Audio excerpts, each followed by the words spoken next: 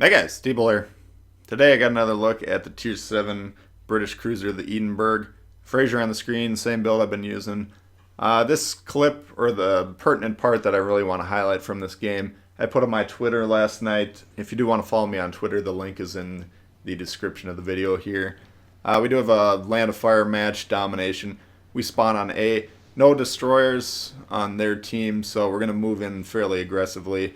I'm liking these British cruisers kind of close range. They tend to perform pretty well there with the availability of smoke protection. They can get into positions that a lot of cruisers would be a little less comfortable in. You can also switch that smoke out with the radar. I haven't tried that yet. I think it's a pretty good combo with the 30mm plating that the ship has, which is what we're going to be talking about a lot. But you're able to protect yourself quite a bit there. So any sort of competitive play that comes along that's going to be like a tier 7 ranked or whatever else, where you're kind of sure you're going to get in domination, that could be a really good consumable to put in there. And or if you're playing in a division and you know you're going to have teammates that can respond to radar coverage, that'd be a good option as well. You guys can let me know in the comments if you've been running the radar. I think it'd be a pretty good option, but I'd like to hear how it's running for you guys so far. I'll point out this footage, there's only one mod upgrade on the ship, the hull upgrade currently, so if it looks a little bit different than what you're normally used to seeing, that's probably the reason why. Toggle pops up forward here, he's a little bit too forward, or he's getting caught in a forward position anyways, broadside. Some of my teammates are going to begin punishing him pretty severely there, and we're going to add to the damage.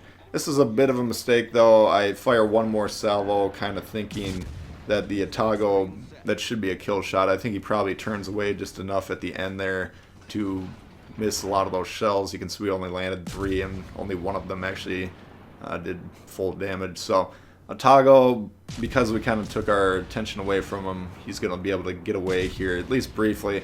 But a ship like the Atago, that's a really dangerous ship that can get away and continue to cause damage as the game goes around. You really don't want to leave those alive.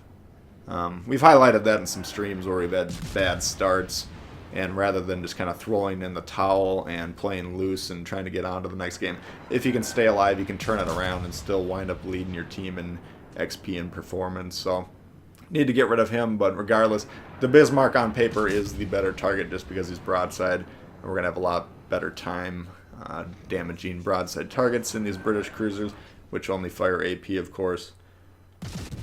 So let's start talking about the 30mm plating. What does that mean exactly? It comes into play in overmatch, and 30mm is on the front and back of the ship. So what the wiki says on AP overmatch is an AP shell whose diameter is greater than 14.3 times the thickness of an armor plate will overmatch and pass through it regardless of angle. So, you know, these ships, when you're angling steeply at a target, a lot of times they're going to be bouncing shells due to the angle. They hit the angled surface and they bounce right off. A lot of these lightly armored cruisers, though, that's not the case, but this is not a lightly armored cruiser. This is a heavily armored cruiser. 30mm plating. The only ships on the PC version that can overmatch that are something called Thunderer, Georgia, Ohio, Kremlin, Musashi, Republic, and Yamato. We've only had one of those ships in our game, the Yamato, and it's currently gone for probably the majority of the remainder of 2020. I'm guessing it would probably come back right around the end of this year, but we'll find out as time goes on. But that's saying that any battleship that we currently have cannot overmatch this thing. So if I point this ship directly or mostly directly at any battleship, if it hits me in the hull, the shells are going to bounce off and do very little damage. The only damage they're really going to get is any shells that hit in the superstructure, the raised portion of the ship above the hull. So that's extremely powerful, and we'll illustrate that later on here. But right now we're just trying to get some broadside damage. You can see the damage is coming pretty readily. The Iowa to the left, we'll see how that angling affects us here. But the Bismarck being broadside here, we're able to get these wicked salvos. And due to the rate of fire and the damage that we're getting, the damage can add up quite quickly. So figuring out these overmatch characteristics are a little difficult because we don't have the armor view. Why we don't have the armor view? Wargaming considers it a low priority. If you guys want to chime in on improvements to the game, they do like to respond to suggestions that are posted online, Instagram, Facebook, or Reddit. I think are their own Discord as the main sources of info that they have coming in. I think rather than asking for aircraft carriers 20 times a day, start asking for armor view 20 times a day. That one would actually help the game, and they might put it in. Anyway, this Iowa's doing a really good job here. Here's a good example of how to angle against these ships. You can see he's basically at the same angle we're talking about, almost directly pointing at us. Why you want a slight bend, I usually call it a 10-degree angle, even though I have no idea what angle that actually is. You're going to see all those ricochets on the far right there, that far right icon. That's because that superstructure is angled, and we're going to get a lot of bounce shots off of that. So directly pointing at us, that superstructure would be more flat, and we'd have a better time penetrating those. But despite the poor aiming here and a lot of missed shots, the ones that are hitting, we're getting a lot of bounces there. So you can see broadside, when we were shooting broadside targets, we got up to about 50k relatively easily. And now that we have to shoot these angled targets, the damage output drops down quite a bit. Now what am I doing here? I'm waiting for the Bismarck to come around. The rest of the enemy team's all the way on the other side of the map.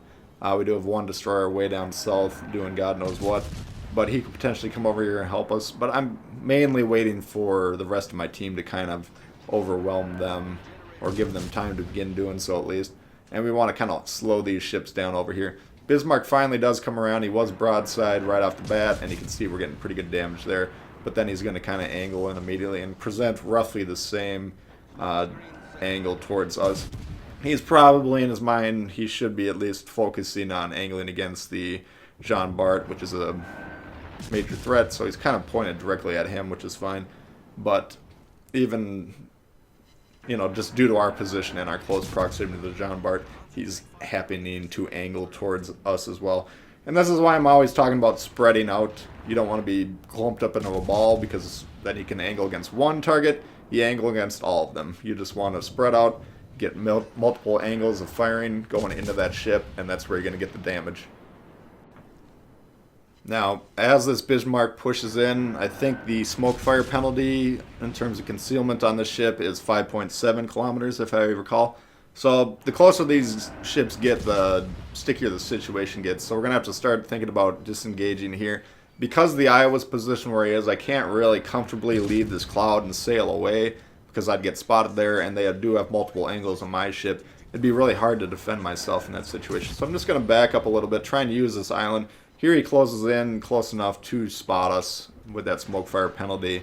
We're going to get some torps down and continue to pull back behind this island here. Now, we do drop direct line of sight, but he does have the sonar active to spot torps, and he's going to still continue to spot us there. But we need to get out of here at this point in time. He's getting too close, and we're having some difficulty torping him from the angles we're at.